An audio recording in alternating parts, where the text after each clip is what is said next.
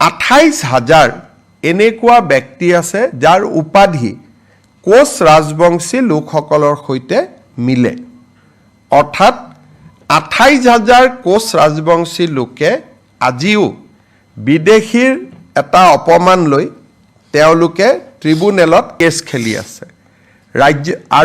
ৰাজ্য চৰকাৰে বিশ্বাস কৰে যে কোচ ৰাজবংশী অসমৰ এটা খিলঞ্জীয়া কমিউনিটি, কোচ ৰাজবংশী অসমৰ সংস্কৃতিৰ এক এৰাব নোৱাৰা অংগ, আৰু সেইবাবে আজি ৰাজ্য চৰকাৰে সিদ্ধান্ত লৈছে যে কোচ ৰাজবংশী লোকসকলৰ বিৰুদ্ধে যি বিদেশী ন্যায়াধিকৰণত কেছ চলি আছে বা তেওঁলোকৰ নামৰ বিপৰীতে যি ডি ভোটাৰ লাগি আছে, তাক তৎকালীনভাৱে এই গোচৰবোৰ প্ৰত্যাহাৰ কৰিবলৈ আজি ৰাজ্য চৰকাৰে সিদ্ধান্ত লৈছে।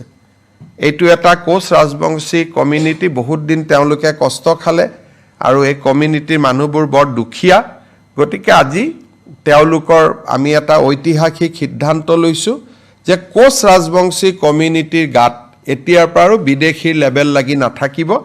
তেওঁলোকৰ বিৰুদ্ধে চলি থকা সকলো গোচৰ ৰাজ্য চৰকাৰে ট্ৰিব্যুনেলৰ পৰা প্ৰত্যাহাৰ কৰিব।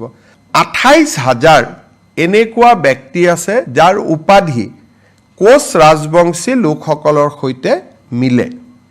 অৰ্থাৎ 28,000 কোচ ৰাজবংশী লোকে আজিও বিদেশীৰ এটা অপমান লৈ তেওঁলোকে ট্ৰিব্যুনেলত কেছ খেলি আছে।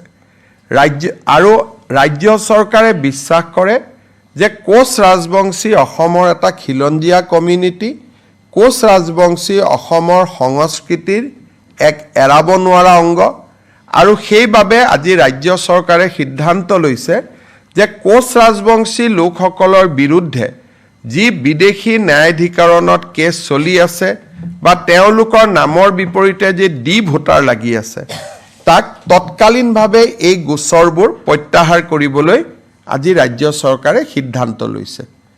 এইটো এটা কোচ ৰাজবংশী কমিউনিটি, বহুত দিন তেওঁলোকে কষ্ট খালে আৰু এই কমিউনিটিৰ মানুহবোৰ বৰ দুখীয়া। গতিকে আজি তেওঁলোকৰ আমি এটা ঐতিহাসিক সিদ্ধান্ত লৈছোঁ যে কোচ ৰাজবংশী কমিউনিটিৰ গাত এতিয়াৰ পৰা আৰু বিদেশীৰ লেবেল লাগি নাথাকিব। তেওঁলোকৰ বিৰুদ্ধে চলি থকা সকলো গোচৰ ৰাজ্য চৰকাৰে ট্ৰিব্যুনেলৰ পৰা প্ৰত্যাহাৰ কৰিব। 28,000 এনেকুৱা ব্যক্তি আছে যাৰ উপাধি কোচ ৰাজবংশী লোকসকলৰ সৈতে মিলে। অৰ্থাৎ 28,000 কোচ ৰাজবংশী লোকে আজিও বিদেশীৰ এটা অপমান লৈ তেওঁলোকে ট্ৰিব্যুনেলত কেছ খেলি আছে।